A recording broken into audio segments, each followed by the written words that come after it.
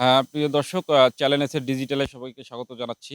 আমি যেটি আজকে দাঁড়িয়েছি, এই যে আমার পেছনে যে ব্রিজটি দেখতে পাচ্ছেন সেটি কিন্তু দীর্ঘদিন যাবতই কালীগঞ্জ উপজেলার দলগ্রাম ইউনিয়ন যে আছে সেখানকার ৩ টি ইউনিয়নের কিন্তু ৫০,০০০ মানুষের চলাচলে এই ব্রিজটির উপর দিয়ে সেটি আ বা প্রায় আ বা প্রায় ১৫ বছর থেকে এই ব্রিজটি কিন্তু পড়ে আছে। সেটা হচ্ছে যে এখানকার সংস্কারের অভাবে এখানকার চলাচলের যে সমস্যা স্থানীয়রা যেটি বলছে, সেটি হচ্ছে যে এখানকার মা ব্যা ব্যা ১৫ বছর ক্ষমতাসীন দল থাকার পরেও কিন্তু এই ব্রিজটির কোনো সংস্কার কাজের উদ্যোগ নেয়নি। আমরা কথা বলেছি উপজেলা প্রশাসনের সাথে।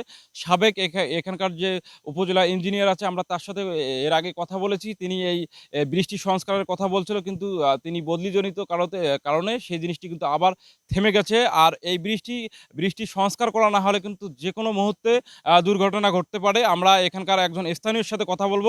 স্থানীয় তিনি এই বৃষ্টির সম্পর্কে যা বলবে আমরা একটু তার মুখ থেকে শুনবো।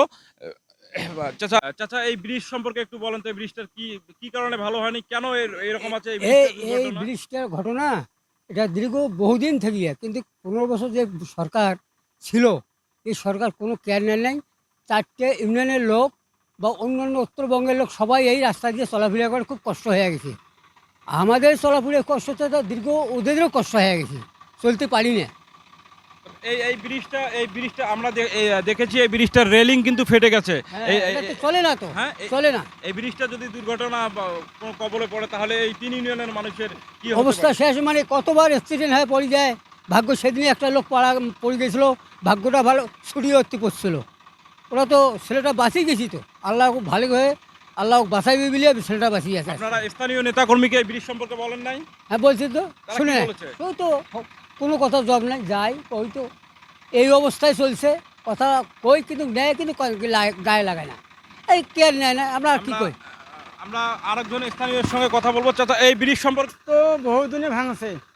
এদিকে ৩টে ইউনিয়নের লোক যাতায়াত করে, অথচ মন্ত্রী আমাদের এখানে থাকিয়ে এই ব্রিজের কোনো সংস্কার হয় নাই। হ্যাঁ, এখন ওই বর্ষার সময় চলাফিরে, মনে করো যে বর্ষার সময় এখানে চলাফিরে করা খুব অসুবিধা।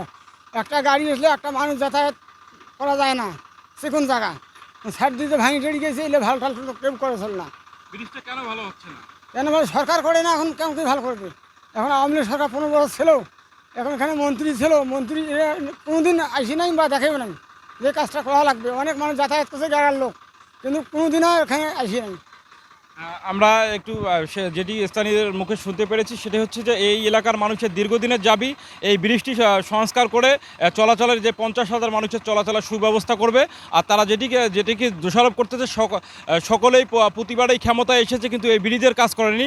এটি এলাকাবাসী দীর্ঘদিনের দাবি এই ব্রিজটি সংস্কারের হাত দেবে। এটাই ছিল সর্বশেষ লালমনিরহাট থেকে রাহিবুল ইসলাম টিটু, চ্যানেল লালমনিরহাট।